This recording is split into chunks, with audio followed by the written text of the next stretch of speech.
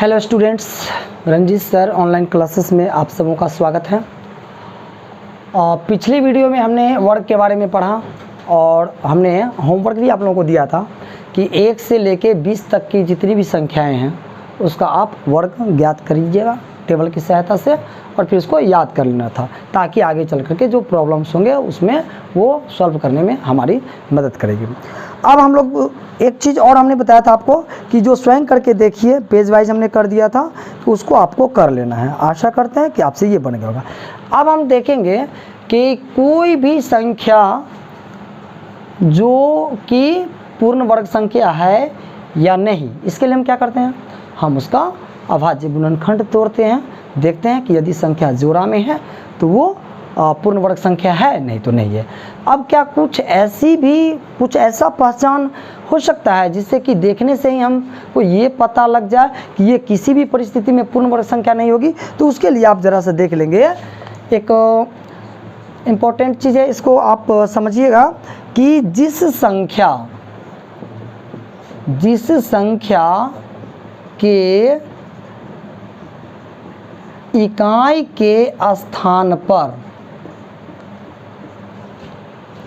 2, 3, 7 और 8 है, वह संख्या कभी भी पूर्ण वर्ग संख्या नहीं हो सकती। इसको याद रखेंगे आप। जिस संख्या के इकाई के स्थान पर 2 हो, 3 हो, 7 हो अथवा 8 हो, वह संख्या कभी भी पूर्ण वर्ग संख्या नहीं हो सकती। तो जो भी दी गई संख्या रहेगी, यदि हमको कहा जाए कि आप बताइए कि यह पूर्ण वर्ग संख्या हो सकती है या नहीं हो सकती है, तो हम उसके इकाई के अंक को देखेंगे। यदि उसका इकाई का अंक 2 हो, 3 हो, 7 हो या 8, इसमें से कोई भी हो, तो हम कह सकते हैं कि वह किसी भी परिस्थिति में पूर्ण वर्ग संख्या नहीं हो सकती। जैसे मान लीजिए 242, इसके इकाई के अंक में क्या है, 2 है, तो ये भी नहीं होगा। 413 ये भी नहीं होगा। 127 ये भी नहीं होगा और 258 इत्यादि। ये जो संख्याएं हैं इनके इकाई के स्थान पर या तो 2 है या 3 है या 7 है और या 8 है, तो ये कभी भी पूर्ण वर्ग संख्या नहीं हो सकती। एक दूसरा है कि जो सम संख्या होते हैं, सम संख्या के वर्ग हमेशा सम संख्या होते हैं।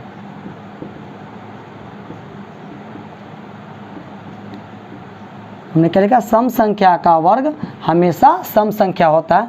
जैसे 2 का वर्ग, 2 भी सम संख्या, इसका वर्ग 2 दूनी 4, ये क्या भी सम संख्या है।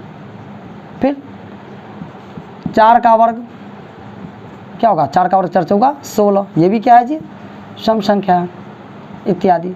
तो ये हमने देखा, क्या देखा कि जो सम संख्या है उसका वर्ग हमेशा सम संख्या होगा। फिर दूसरा, जो विषम संख्या होती है, विषम संख्या का वर्ग ये भी हमेशा विषम संख्या होता है। सम संख्या का वर्ग क्या होता है जी, सम संख्या, याद रखेंगे। और विषम संख्या का वर्ग विषम संख्या। जैसे मान लीजिए विषम संख्या 3 है, तो 3 का वर्ग 3 तिहाई 9, ये भी कैसी संख्या है जी, विषम संख्या है। फिर 5 का वर्ग, 5 विषम संख्या, तो इसका वर्ग 5 25, ये भी कैसी संख्या है जी, विषम संख्या है इत्यादि। अभी हमने देखा जो सम संख्या है उसका वर्ग सम संख्या होता है और जो विषम संख्या है उसका वर्ग विषम संख्या होता है। अब इसके आधार पर आपका ये दिया हुआ है HW, यहाँ पे आपको करके लाना है। पेज नंबर 83 में स्वयं करके देखिए, ये आपको खुद से करना है। वैसे हम बता दें, इसमें पहला प्रश्न है कि बिना अभाज्य गुणनखंड का बताइए कि कौन पूर्ण वर्ग संख्या हो ही नहीं सकती। पहला है 522। हम देखेंगे इकाई का अंक कितना 2 है, अब इकाई का अंक 2 होगा तो वह कभी भी पूर्ण संख्या नहीं हो सकती। इस तरह से इसका बाकी का बना लेंगे। उसके बाद अपने आपको 4 अंकों की 5 को संख्या लिख लीजिए, बताइए कि कौन पूर्ण वर्ग संख्या नहीं होगा। तो आप जो लिखेंगे उसमें यदि कोई ऐसी संख्या जिसके अंत में 2 हो, 3 हो, 7 हो या 8 हो तो आप स्पष्ट रूप से कह सकते हैं कि यह कभी भी पूर्ण वर्ग संख्या नहीं हो सकती है। उसके बाद आपको खाली स्थान भरने वाला है सम संख्या का वर्ग क्या होता है। अगर हमने बताया सम संख्या का वर्ग सम संख्या होता है और विषम संख्या का वर्ग विषम संख्या होता है। फिर उसके बाद है कि किन संख्याओं के वर्ग सम या विषम हो सकते हैं। तो जो सम है उसका सम होगा और जो विषम है उसका विषम होगा। अब हम इसका जो आगे एक सारणी की सहायता से इसमें कुछ बतलाया गया, जरा सा उस सारणी को हम लोग देखेंगे। एक टेबल है जिसमें कुछ संख्याएं दी गई है और उसका वर्ग दिया हुआ है। देखिए इस टेबल को, जैसे 1 है तो 1 का वर्ग 1, 9 है तो 9 का वर्ग 9 9 81, फिर आपका 11 है तो इसका वर्ग 121, फिर 19 है तो इसका वर्ग 361, फिर 21 है तो इसका वर्ग 441। अब इसको देखिए और इससे एक निष्कर्ष निकालिए। निष्कर्ष क्या निकलता है कि वैसी संख्या जिसके इकाई का अंक 1 या 9 हो, तो लिखेंगे जिस संख्या में इकाई का अंक 1 या 9 हो उसके वर्ग में इकाई का अंक, उसका जब वर्ग निकालेंगे तो उसके इकाई का अंक क्या होगा, हमेशा 1 होगा। इससे ये निष्कर्ष निकला कि यदि कोई संख्या जिसके इकाई के अंक में 1 या 9 हो तो उसका जो वर्ग होगा उसका इकाई का अंक हमेशा 1 होगा। तो इन चीज़ों को आप याद कर लेंगे। अभी आप इसका स्क्रीनशॉट ले लीजिए। ओके स्टूडेंट्स, अब हमारा जो नेक्स्ट टेबल है, ज़रा सा उस टेबल को भी देख करके हम कुछ निष्कर्ष निकाल सकते हैं। जैसे मान लीजिए कुछ संख्याएं हैं और फिर उसकी वर्ग संख्याएं हैं। इसको आप लोग देखिए जैसे संख्या मान लीजिए 4 है तो इसका वर्ग क्या होगा, 4 चौका 16। संख्या 6 है, इसका वर्ग क्या होगा, 6 6 36। संख्या फिर 14 है, इसका वर्ग 196। फिर जो संख्या है 16 है, इसका वर्ग 256। अब इस टेबल को देख के क्या निष्कर्ष निकलेगा, तो इससे यह निष्कर्ष निकलता है कि जिस संख्या के इकाई का अंक 4 अथवा 4 या 6 हो उसके वर्ग के इकाई का अंक हमेशा कितना आएगा, इकाई का अंक देख लीजिए 6 आएगा।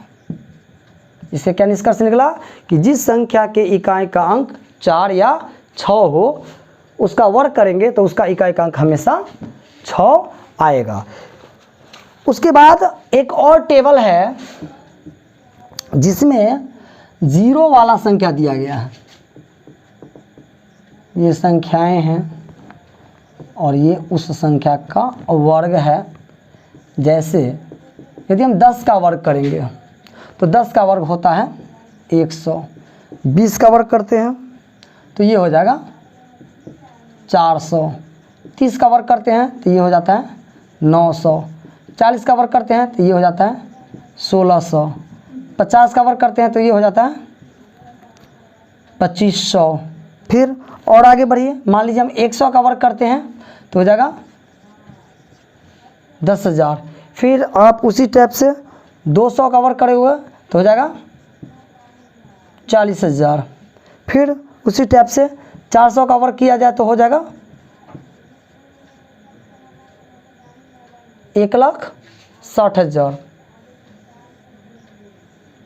अब इसमें क्या निष्कर्ष निकलता है, तो इससे निष्कर्ष निकलता है कि यदि 0 से अंत होने वाली संख्याओं का वर्ग ज्ञात करना हो तो